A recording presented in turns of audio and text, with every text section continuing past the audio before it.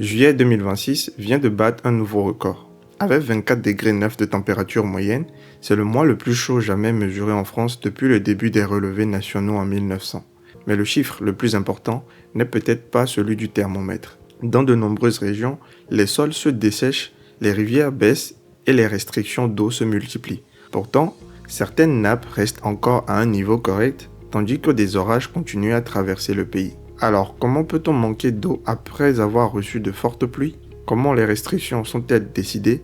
Et quels usages deviennent prioritaires quand la situation se dégrade? C'est ce que nous allons voir dans ce numéro de 3 questions pour comprendre l'actualité. Bienvenue sur Minute d'Info, la chaîne qui vous aide à comprendre l'actualité en quelques minutes. Vous pouvez aussi retrouver nos actualités sur TikTok, sur la chaîne du même nom. Première question donc, pourquoi un mois très chaud peut-il provoquer une crise de l'eau, même après un hiver parfois humide?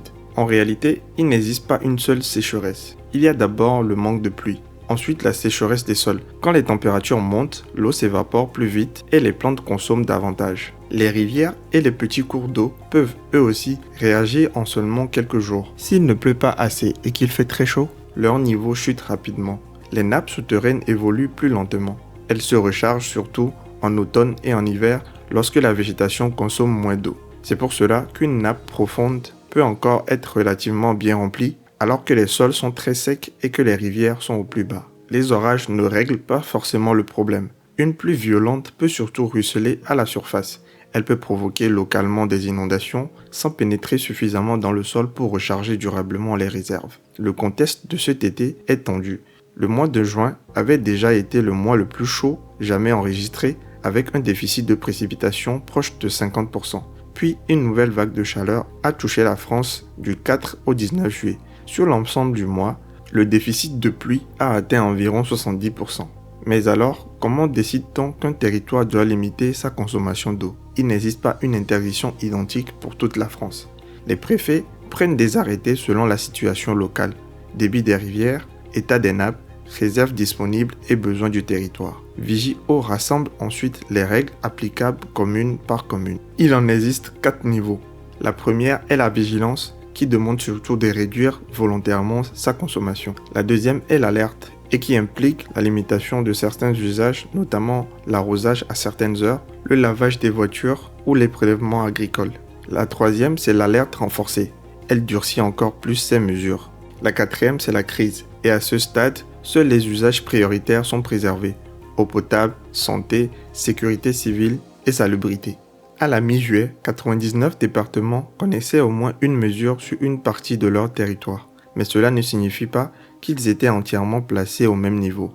La situation peut aussi différer selon la ressource utilisée, réseau d'eau potable, rivière ou nappe.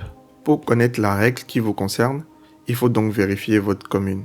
Troisième question, qui est réellement touché et que peut-on faire? L'eau potable reste la priorité. Mais certaines communes fragiles doivent déjà organiser des approvisionnements par camion-citerne. L'agriculture subit les restrictions d'irrigation et peut perdre une partie de sa récolte. L'énergie dépend également des rivières. Certaines centrales peuvent réduire leur production lorsque l'eau devient trop chaude ou trop rare pour assurer le refroidissement. Les écosystèmes sont eux aussi fragilisés. Quand un cours d'eau baisse, sa température augmente, l'oxygène diminue et les poissons deviennent plus vulnérables. La végétation sèche facilite également les incendies. Face à cette situation, il n'existe pas une solution unique.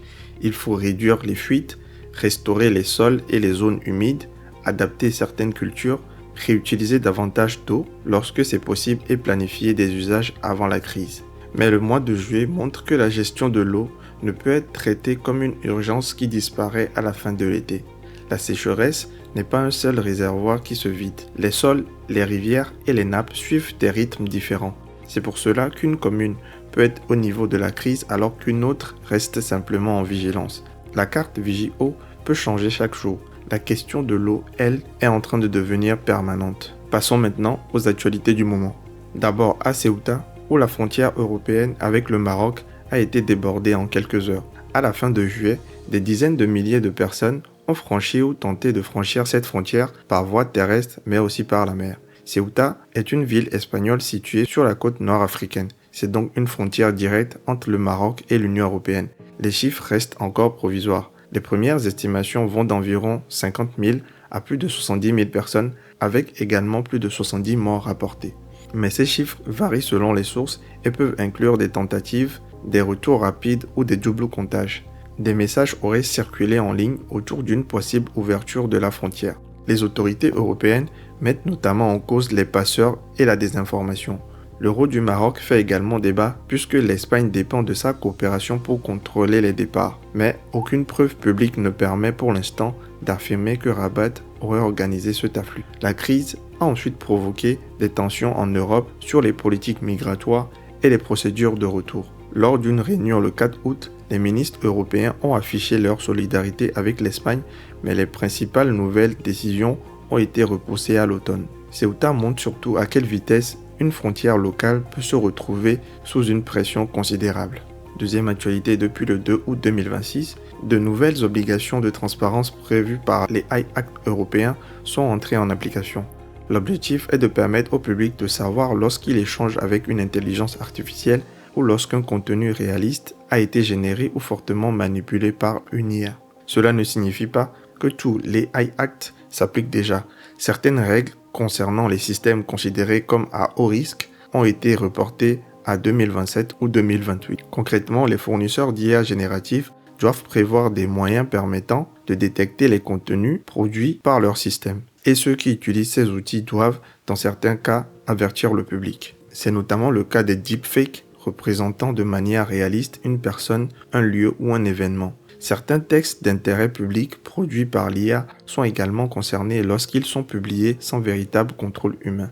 Les utilisateurs doivent aussi savoir lorsqu'ils échangent avec un chatbot, sauf lorsque cela est déjà évident. Mais toutes ces règles ont quand même une limite. Un marquage peut disparaître lors d'une recompression ou être supprimé en recadrant une image.